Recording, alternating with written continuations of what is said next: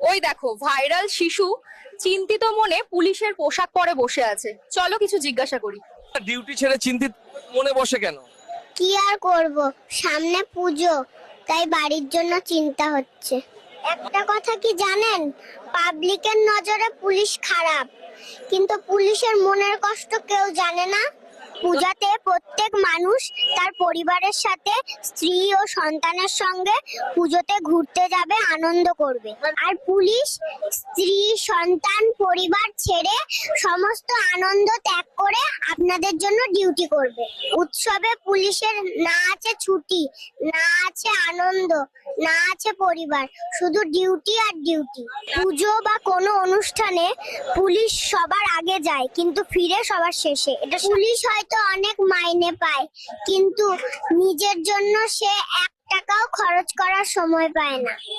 এই পুলিশের জন্যই আপনারা নিশ্চিন্তে রাতে ঘুমাতে পারেন, রাস্তাঘাটে চলাচল করতে পারেন।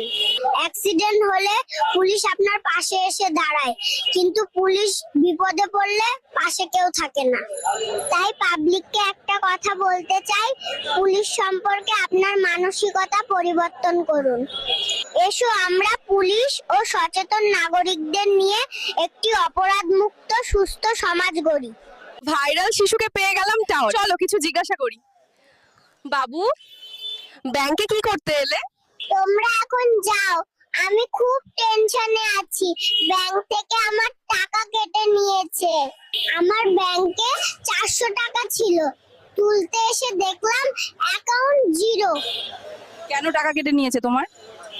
গরিব মানুষকে শোষণ করার জন্য সবাই আছে। অ্যাকাউন্ট খোলার সময় বলল জিরো ব্যালেন্স অ্যাকাউন্ট, আর 1000 টাকার কম রাখলেই ব্যাংকের অ্যাকাউন্ট শূন্য হয়ে যাচ্ছে। এখন কি করব বলুন? শুধু তাই নয়, এসএমএস চার্জের নাম করে প্রতি মাসেই অ্যাকাউন্ট থেকে টাকা কাটছে।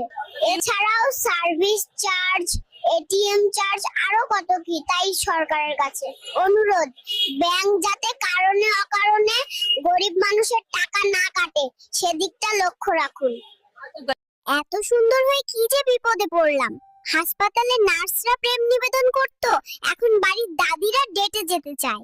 কি কালে জন্মাইলাম, পৃথিবীতে এসেই বিবাহের প্রস্তাব পাইলাম। বড় হলে কি হবে কে জানে।